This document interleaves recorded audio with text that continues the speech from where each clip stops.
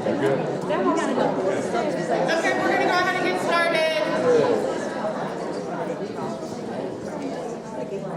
I'm say, please don't make me get any louder. I can, but you know. My name is Jenny Snyder. I am the fire safety educator from the State Fire Marshal's Office. Today we were originally going to do fire extinguisher training. However, my simulator is broken. So, unfortunately, we are not going to be able to do that. We are still going to go over how to use the extinguisher and what to do on that side. But we're also going to review a few other things. So, can you guys tell me what is that magic word that we talk about when we talk about fire safety? Pass.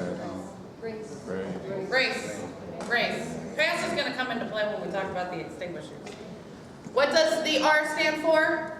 Rescue. And who do we rescue? Which rooms do we rescue from? Me.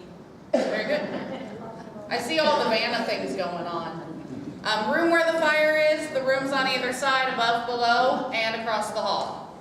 Those are the rooms that we rescue from. If Department of Health asks what is the order of rescue, that is what they want to hear.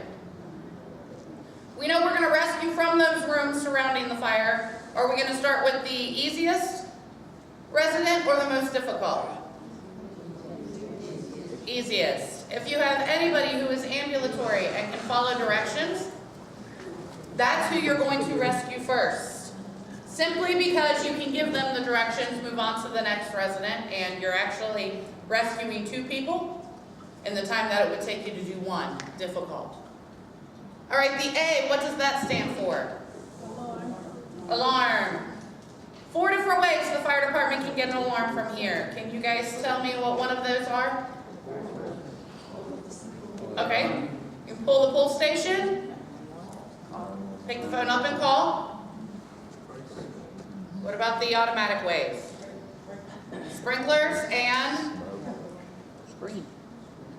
the smoke alarms. 4 different ways we recommend you guys do one of the manual ways. Either you pick the phone up or you pull a pull station. Where are the pull stations located?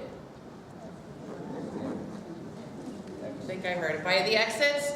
I love it when I ask that and I hear on the wall. Well, yeah, they're on the wall. By the exits. Anywhere else? Where are the hot spots? The kitchen and laundry. Those are the areas that it's required that you have them. Every exit, kitchen and laundry. If you guys have them in other areas, those are bonuses. Now, are any of your pull stations covered by plastic covers? Yes. Are they the alarm plastic covers? They have the local alarm. Okay. One of the things that we have found in all of the facilities in the state this year is that there's a lot of confusion on the pull stations that have the plastic covers on them. Just so everybody knows, those pull stations have the covers because we want to make sure that an employee knows that somebody's getting into the pull station. They have an alarm on them. If you've never heard it or if you've never tried it, you pull up that plastic cover, it's going to go off. The alarm's going to go off. It's going to be very loud. That does not call the fire department.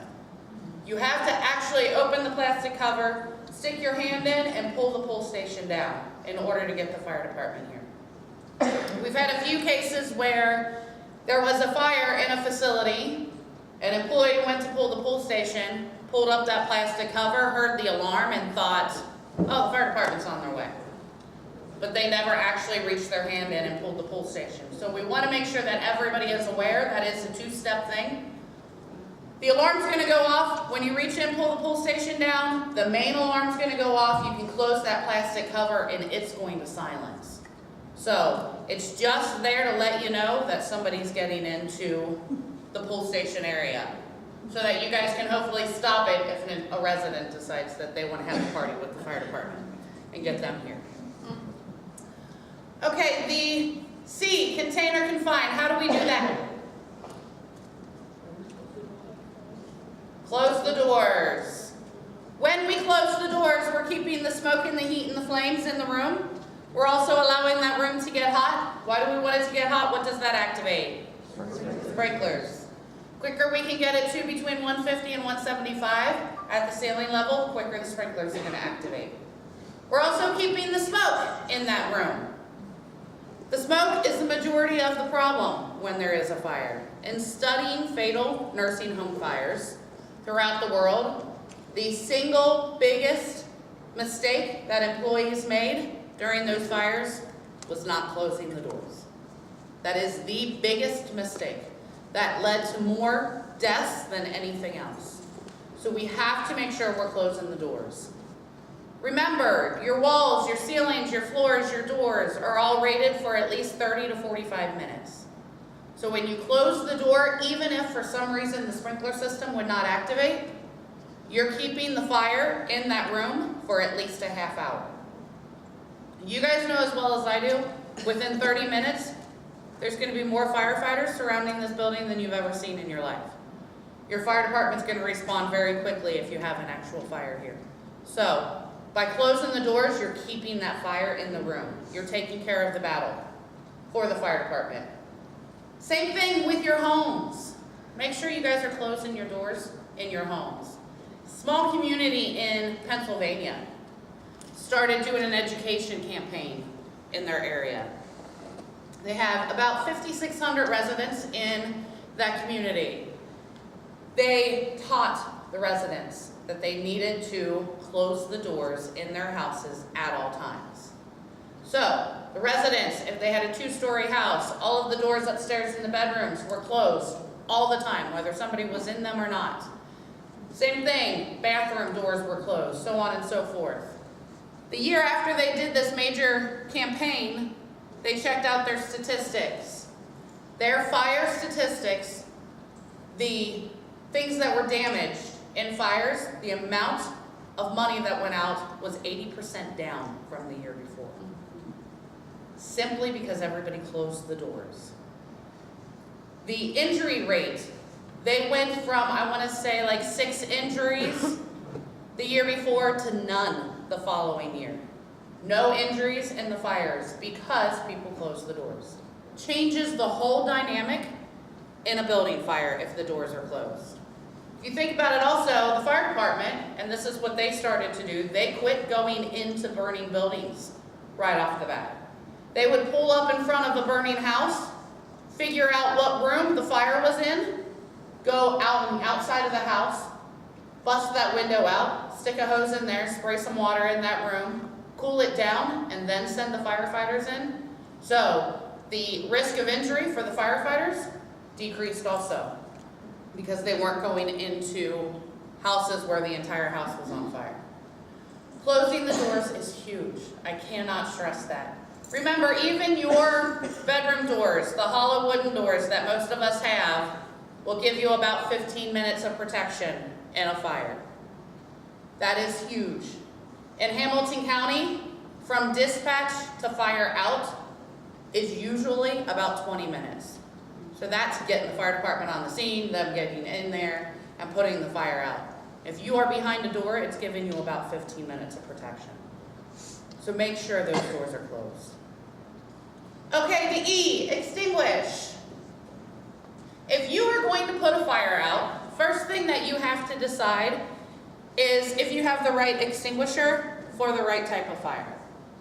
You guys have at least 2 colors of extinguishers here in the building. What colors are those? Red and what? Silver. Silver. Do you have a yellow? No, okay. Red and silver. Where are the silver extinguishers? In the kitchen. Very good. The red extinguishers are throughout all the buildings.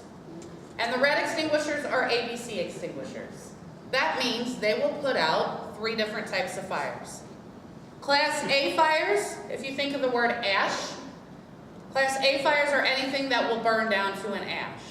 So paper, garbage, wood, anything like that is a Class A fire. Class B fire, think of the word boil.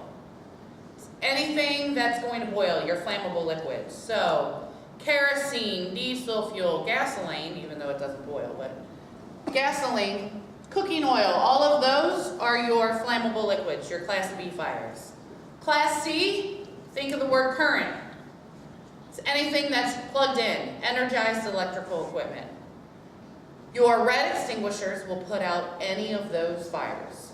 All you have to do, any type of fire you see in the building, your red extinguishers is going to take care of it. You do have two different other classes. You have a class D, which is a combustible metal fire. Chances are, most of you in here will never see a combustible metal fire. Unless you are big into welding, that's the people that see that. We are seeing a few more combustible metal fires as we get more hybrid cars on the road. If you have a hybrid car, you have a higher chance of seeing a combustible metal fire because you have combustible metals in the engine. So just be aware of that.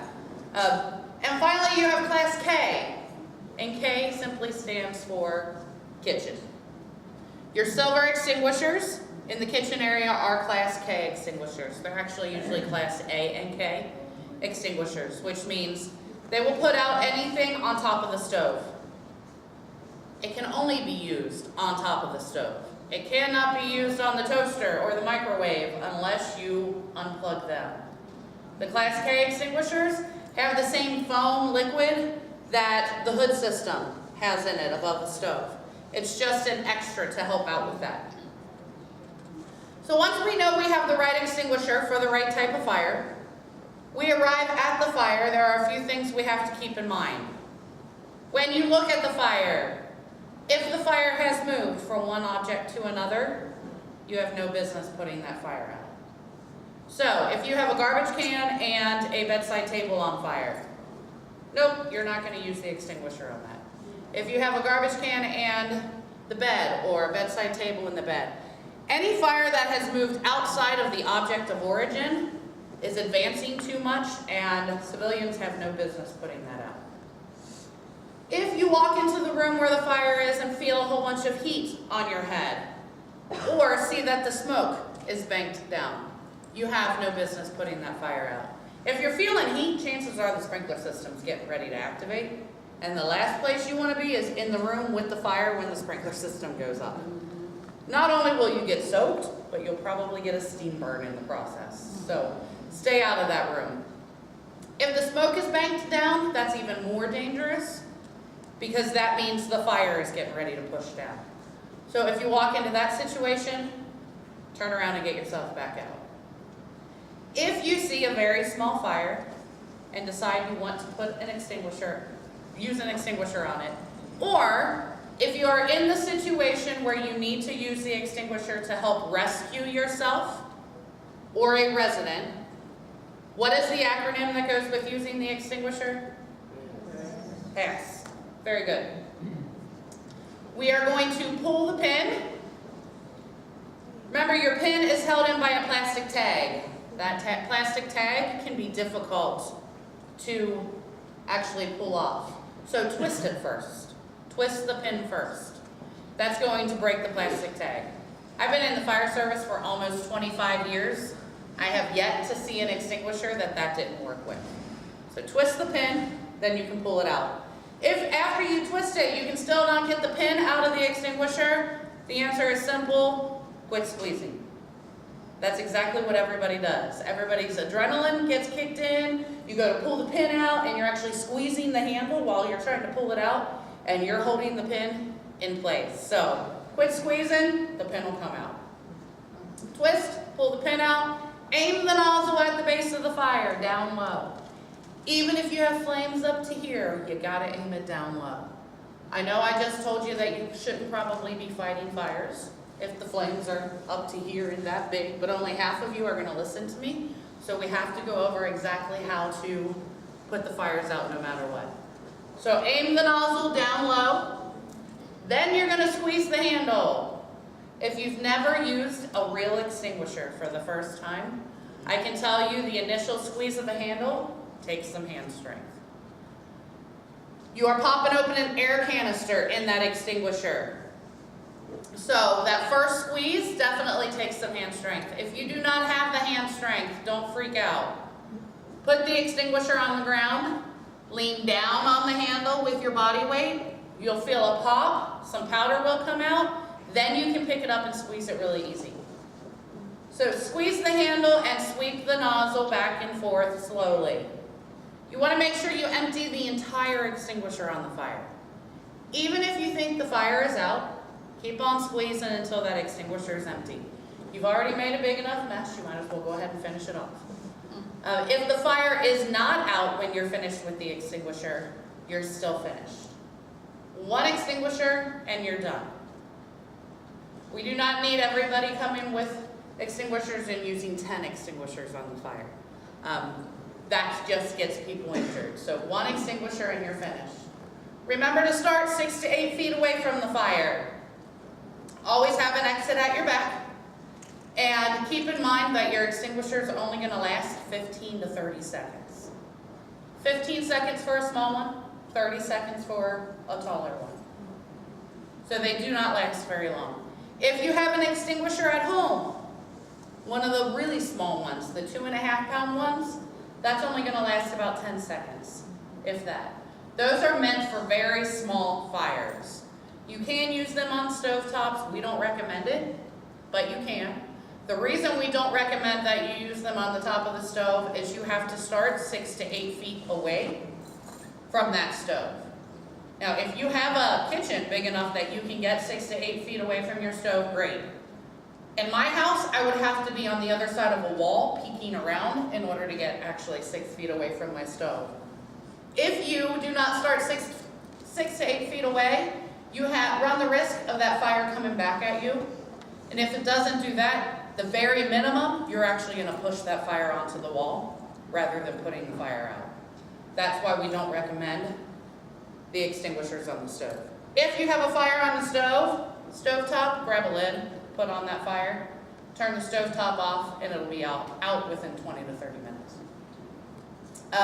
Also, if you have an extinguisher at home, make sure that once a year you are getting it out, flipping it upside down, hitting the bottom of it or shaking it, something, to keep the powder inside fresh. Here, there are people who walk around and check your extinguishers once a month, and they are actually serviced by a company. In the home setting, we say you can use an extinguisher, you can keep an extinguisher in your house for 5 years. So I buy it tomorrow, it's not going to expire for 5 years. Nobody's looking at that necessarily except for you. You need to make sure you're checking it at least once a year. Shake it up, make sure that the gauge is still good on it, make sure it is good to go. The other thing, if you buy an extinguisher, if it has a plastic top, that means it is disposable. Plastic top has to be thrown away after the 5 years, or after any use. Just go ahead and throw it away. You don't have to worry about how you dispose of it. You can stick it in the garbage can, however you want to do it. If you have an extinguisher with a metal top, a metal handle, that can actually be serviced. You can call an extinguisher company, and they can come out and service that extinguisher and take care of it for you if you use it. I will tell you that it's probably cheaper to get rid of it and just buy a new one. Extinguisher companies are great for big businesses. For an individual person, it's cheaper to go spend the $20 and get a new and disposable one rather than keep servicing an old one. Any questions about any of that? Any questions about how to use the extinguisher? Yes? We dispose of it once they expire. You can just put them in the garbage. If you don't want to do that, my suggestion is take your family outside somewhere and let them use them. Let them practice, or take it to the local fire department. They'll gladly take it and they'll use it. They probably will not use it in the most professional way, but they will definitely use it. So either way, but you can just throw it away. Okay, 4 leading causes of fires in healthcare facilities. Can you guys guess? Assisted in the stove cooking. Cooking. Yes. Dryers. Dryers. Smoking. Candles? Actually, not in healthcare. We have cooking, dryers, smoking, electrical. The number one cause of fires in every building in the United States is cooking fires. The number one cause of cooking fires is unattended cooking. I cover 9 counties. Right now I'm covering 11 counties in Southwest Ohio, but 9 counties usually. In my 9 counties, every day of the year, there are 20 to 30 unattended cooking fires. Every single day, spread out through my 9 counties. That is a huge issue that we have. We don't see unattended cooking fires in healthcare buildings very often because we have professional chefs, professional cooks who are taking care of the food. And quite honestly, those people don't want their food to burn, so they don't stick something on the stove and walk away. We do in our own houses. We put it on the stove, we either go to sit down and wait for it to start to boil or start to cook, or you stick something on the stove and go change the laundry or whatever it may be. We leave the kitchen. If you sit down, that is the biggest cause, at least in Southwest Ohio, is people putting things on the stove and they sit down. And you wake up a half hour later and your house is full of smoke. Happens all the time. We really have to be aware of that. We have to watch that. The other thing with the unattended that we're seeing in healthcares and in residences is unattended cooking in the microwaves.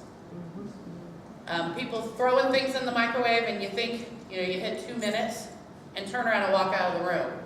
Come back 15 minutes later and that microwave's still going and there's smoke coming out of it.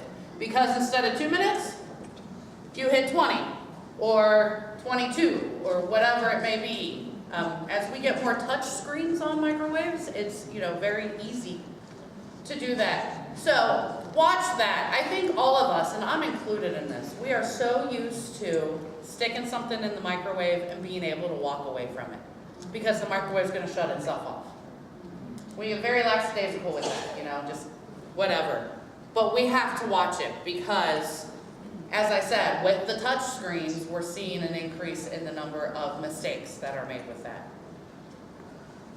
Second leading cause of fires is electrical fires. Watch your cords. We see a lot of fires start because of electric beds. Beds go up and down, cords end up getting stuck in there, or the beds roll over the cords. Also, as we get more and more people who have the electric wheelchairs or the little hover rounds, they're plugged in also. You can run over those cords too. So just be aware of that. Also watch your outside lights. Increase in outside building fires this year. I don't know why. I'm guessing maybe because of the crazy weather we had last year. When we had the -30 and the high of 106, whatever, in the different seasons. Maybe some of the electric wasn't insulated correctly, and now we're seeing issues as we once again get into a change in temperature. Any lights around here outside that are flickering weird, or sounds that just don't appear to be normal, let somebody know. Everybody would rather check it and it be a light bulb going out than it be a fire starting. There was a fire in a facility downtown, actually not in a facility, it was their generator caught on fire. Electric went out in the building, so of course, and as the electric went out, everybody ran around and opened the windows. It was on a spring day, so they opened the windows to try to let the air circulate. They're functioning on their generator. Suddenly smoke started to pour into the building. They had no clue where the smoke was coming from. One entire wing, all of those windows, 4 floors, smoke was pouring into all the windows. Thankfully, the employees jumped into action. They started, if the resident wasn't in the room, they were closing the door, they were grabbing residents out of other rooms and just literally taking them out of the rooms and sticking them in the hall and closing doors to get that area closed off. What had happened is they had a fire in their generator. Their generator caught on fire. Thankfully, there was a gentleman who was walking down the street, noticed that there was a fire in the generator, and ran into the building, grabbed the extinguisher, back outside, and put the fire out at the generator. So everything was okay. But if you can imagine that situation where 4 floors, probably about 80 rooms, no, maybe even more, were affected by smoke pouring in to them. Yes? The heated blankets can definitely catch on fire. As long as they're new and you don't notice any issues with them, usually they are safe. I haven't read anything, and honestly, in my experience, I think I've only seen one fire that started because of a heated blanket. So, as a general rule, they're okay. But that's a very good question. The other thing in the homes is watch where you're charging your cell phones. The pictures that are sometimes posted online are true. A cell phone charging underneath a pillow on a bed is not a good thing. A laptop charging underneath a pillow on the bed is not a good thing, especially if the connector area to that laptop is under that pillow. That's what gets really hot when you're charging a laptop. We see lots of pillows that melt because of cell phones and laptops. So if you have teenagers at home, or even adults that that charge their phones that way, stop them. Or their laptops. They need to be on dressers away from the actual bed itself. Okay, third leading cause of fires is fires in dryers. Make sure you're cleaning those lint traps out. We still have that issue. But also watch for the lighters. That's the big thing. As more and more buildings go completely tobacco-free, we're seeing more lighters end up in the dryers. Just because the building is tobacco-free does not necessarily mean all of the residents are tobacco-free. They may sign that paper, but that doesn't mean that's exactly the way it is. So we have to watch for the lighters. You have to watch those people that might be trying to use tobacco. You also have to watch your shoppers. The people who wake up in the morning and shop all day long. You know who your shopper is, because if something's missing from the area you're working in, you know exactly who to talk to, because chances are they've been shopping in your area. If there is a lighter anywhere in the building, your shoppers are going to find it. Ends up in their clothing or their bedding and goes into the wash. And that catches the wash on fire, or the dryer on fire, so just watch that. In your home, just a reminder, no dryer sheets if you have a high efficiency dryer. High efficiency dryers and dryer sheets do not go well together. Old-fashioned dryers and dryer sheets are perfectly fine. That's the rule. Again, make sure that you are cleaning that lint trap out. If you're worried about the lint trap, this is what I do. About every 6 weeks, 2 months, I grab the lint trap out of my dryer and I take it over and run it under hot water to make sure that the water's going through it. If the water can get through it, the air can get through it. So clean it off, stick it back in, you should be good. Also, once a year, pull your dryer out, clean the back, clean the hose. Make sure you get all of that extra lint that has piled up everywhere cleaned out. Okay, finally, smoking. As I said, the number of smoking fires are decreasing. Besides dryer fires, we're also seeing an increase in garbage can fires. Now, if you guys are walking down a hallway and you see some smoke coming out of a garbage can in a resident's room, you don't see any flames, just smoke. Besides an extinguisher, how could you put that fire out? Smother it. You could grab a pillow, blanket, shove down in that garbage can. What else could you use? Water? You could always use water to throw on that, or anything. If you had something to drink in your hand, pour on that. As long as there's not a cord coming out of that plugged into the wall, you're good using a liquid also. The reason we're going over this, obviously, because we're having an increase, and we want you guys to think outside the box. Your first reaction when you walk into a room in that situation is to get the resident out.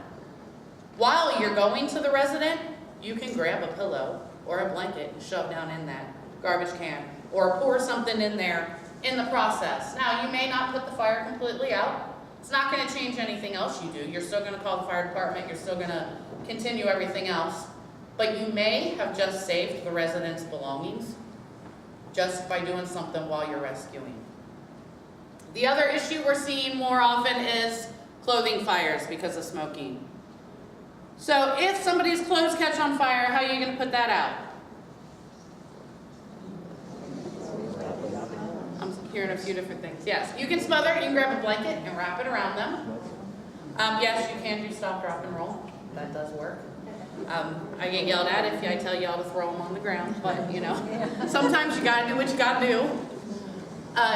Yes, grab a blanket, wrap it around them very tightly. Remember, you are not doing these the way you see on TV. We are not beating them with the blanket.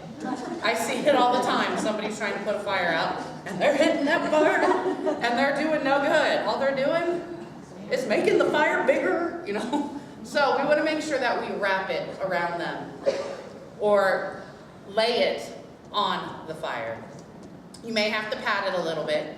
If you do not have access to a blanket, if there's not one anywhere around, getting the resident on the ground will absolutely work. We had a suicide attempt in a facility in Southeast Ohio just a couple months ago. Lady got a hold of some lighter fluid. She was in a wheelchair. She was in their courtyard. She sprayed that lighter fluid all over her body. Grabbed a lighter and lit her clothing on fire. Now, there was an employee on the other side of this courtyard who realized what was going on and took off running towards her. I can imagine it was probably the longest run of his life, the slow motion of trying to get to her as she's doing this. He got to her right after she caught her clothes on fire. He grabbed her on either side of the neck and yanked her out of her wheelchair and then fell on the ground with her and rolled with her to get her clothing, the fire off of her clothing.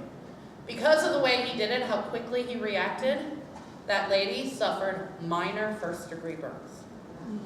He was so fast that the lighter fluid was still what was burning on her clothing. It hadn't even burnt all the way through. But he knew what he was going to do. So I want to make sure everybody here knows exactly what they're going to do. Think of that resident that's going to cause the most issues. You know, think of the one that would be the most difficult for you to take care of and get a plan in place so that you know what you would do if their clothes caught on fire. Any questions about any of that? Okay, one more thing, and I'm done with you. In the state of Ohio, so far this year, 85 people have died in fires in their own homes. 90% of those people did not have working smoke alarms. If you guys don't remember anything else I talked about today, I'm going to ask you to remember to go home. Make sure you have a smoke alarm, that it works, and that everybody knows what to do when it goes off. Yes? That beeping noise that the smoke detector makes, that means the battery's getting done. Yes, it means it's low. Yeah, it means you need to change the battery. Yeah, if your batteries or if your smoke alarm starts to beep randomly, usually at 2 or 3 o'clock in the morning, that means that you need a new battery in that alarm. You know, one of my jobs as an educator is to respond to fatal fires. If somebody dies in a fire in my area and the fire department requests that I respond to that area and meet with the fire department and the family members. Last year, I was called to Hillsborough for a fire. Fire broke out in a small 2-bedroom house. Early in the morning, in this house, Mom and Dad slept in the front bedroom. 13-year-old son slept on the couch. Back a small hallway, there was another bedroom where their 15-year-old daughter slept, and behind the living room was an eating kitchen. It was a very small 2-bedroom house. The morning of the fire, Mom and Dad got up like they did every morning, got ready for work, and left at 5:30 in the morning. Shortly after they left, their son woke up. He was asleep on the couch because he felt some heat. He opened his eyes, and he saw a fire in his parents' bedroom. So he jumped up, he ran to the back bedroom to wake his sister up. He woke her up, she stood up behind him, and he ran out the front door. All we can figure is when she stood up, she realized that she needed to get her phone off the bedside table. So she leaned down, she grabbed her phone, turned around to go out the door also. However, in that moment, the flashover occurred in the front bedroom. When that flashover happened, it pushed all of the smoke and the heat through that house. So as she stood up, she stood into a layer of heat. She sustained first-degree burns instantly from the chest up and got disoriented. She tried to make it to the door. We found where she ran into the wall next to the door. She fell to the ground, and that's where she was found. Her brother made it across the street, woke the neighbors up, and used their phone to call 911. That call to 911 that morning came in at 5:37 in the morning. 7 minutes after the parents had left for work, their daughter was dead on her bedroom floor. Now, when I went into Hillsborough, I spent one day with the fire department, who was having a very hard time with the situation. I spent another day with the family. I actually accompanied them back into their house the first time that they were able to go back in. The 13-year-old boy wanted one thing. He wanted his sister's cell phone. He wanted to be able to look at her pictures and read her texts and feel close to her again. So we went into the bedroom. It was laying on the ground. He reached down, he grabbed that cell phone, opened it up, hit the power button, and wouldn't you know it, the cell phone turned on. Trying to explain to him how a cell phone survived the fire, but his sister didn't, was a very difficult task. Trying to explain to the parents how 7 minutes changed their life. They will never wake up a morning again and leave for work without thinking about what 7 minutes did in their world. They did not have a working smoke alarm in that house. Had they had a smoke alarm, we think it might have gone off before the parents ever left. We think that there was probably a fire in the wall, and there might have been a haze at the ceiling level. And when they left, when they opened and closed the front door, it changed the air pressure enough in the house to allow that fire to come out an outlet. Even if it hadn't gone off before the parents left, it definitely would have gone off earlier to wake both kids up so they could do what they needed to do. But that's the other side of things. They didn't know what to do. The heat line in the house was waist high. Had they crawled out of that house, maybe they would have made it. Had Hazel gone to her bedroom window to get out instead of trying to go out the front door, maybe she could have made it. There was no plan in place. The one thing I did that day when I spent time with their family was promise her father that I would share her story to hopefully change things in somebody else's life. It's not enough just to have that smoke alarm. It's great, stick it on your ceiling. You have a 70% chance higher chance to live if there's a fire, just by sticking it on your ceiling. But you have to have that plan in place. You have to make sure everybody knows what to do when it goes off. If you hit the button on the smoke alarm and you ask your child, what do you do when you hear this sound, and they say stop, drop, and roll, that's the wrong answer. We have to teach everybody in our family, whether it's children or adults, make sure everybody's on the same page. The crazy thing is, there they were, 13 and 15 in that house. And both of them reacted. It isn't like they didn't have the ability to get out. It's not like they weren't old enough to be left that morning. You know, that is something many of us do. I do it all the time with my kids, especially on a Saturday when I have to go to work at 6 o'clock in the morning. I kiss them both and I leave my house and leave them asleep. So it could happen to anybody. Please make sure you have that smoke alarm and you have that plan in place. I will talk to 5 to 10 more families this year before December 31st to try to help them deal with the death. It's my hope something I said will make sure it's not your family that I have to spend time with. please make sure you have that smoke alarm, that it works and everybody knows what to do. It's the one thing I can tell you to help you guys save your own lives should you have a fire in your home. Does anybody have any questions? Yes?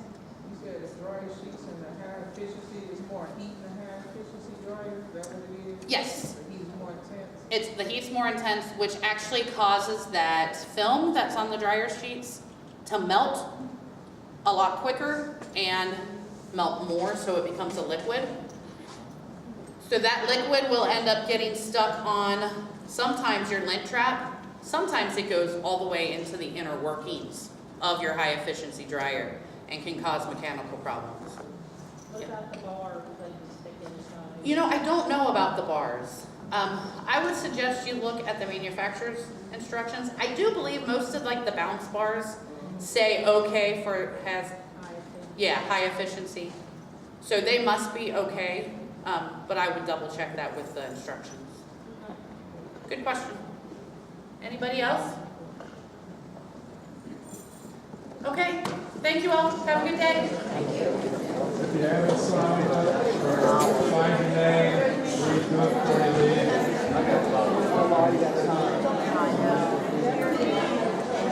I'll walk over there with you.